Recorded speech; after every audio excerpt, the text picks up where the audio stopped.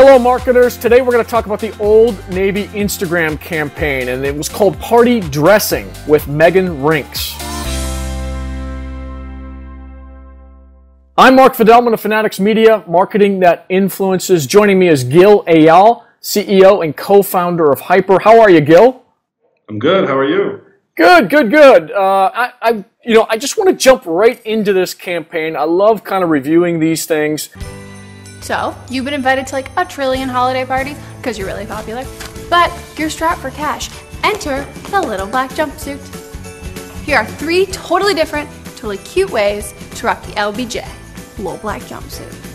Velvet is everywhere and for good reason, so punctuate your jumpsuit with a flirty mid-heel boot and a dusty blue. Then throw on a statement necklace. A little statement necklace never hurt nobody.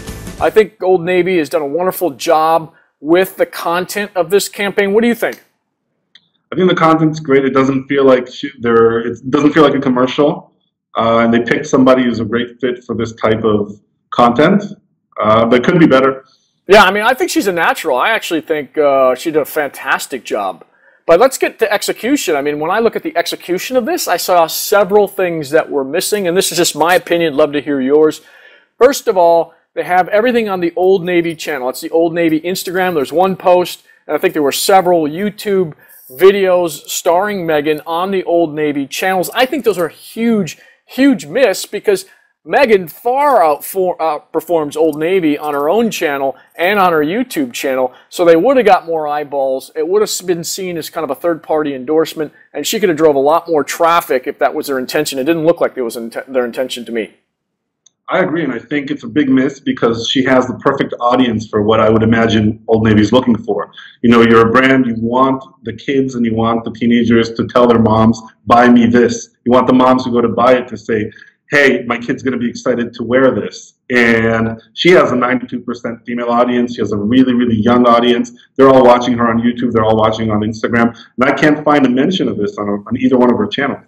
And I don't even see any kind of links from her to, to go to Old Navy or a coupon or something. I just thought this whole campaign, while the content was fantastic, I don't think they thought it through in terms of ROI. That's my opinion. So for me, Gil, on a scale of 1 to 10, I'm going to give it a 6, only because they didn't execute this the way they should have executed it to get the most bang for the buck.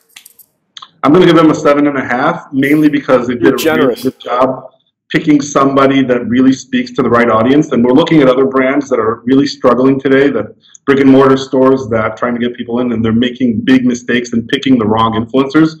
Picking the right influencer is half the battle, and I think they did a great job there. I'll give them a 9 there.